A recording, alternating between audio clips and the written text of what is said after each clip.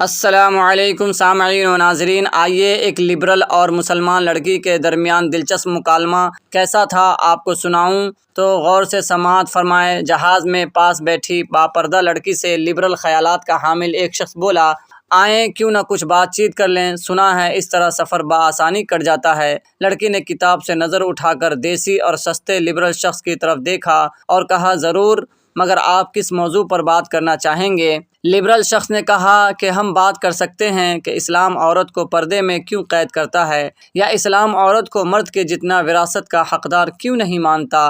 لڑکی نے دلچسپی سے کہا، ضرور، لیکن پہلے آپ میرے ایک سوال کا جواب دیجیے۔ دیسی لبرل نے پوچھا، کیا؟ لڑکی نے کہا کہ گائے، گھوڑا اور بکری ایک سا چارہ یعنی گھاس کھاتے ہیں، لیکن گائے گوبر کرتی ہے، گھوڑا لید کرتا ہے اور بکری مینگنی کرتی ہے، اس کی وجہ کیا ہے؟ لبرل شخص اس سوال سے چکرا گیا اور کھسیا کر بولا، مجھے اس کا پتہ نہیں۔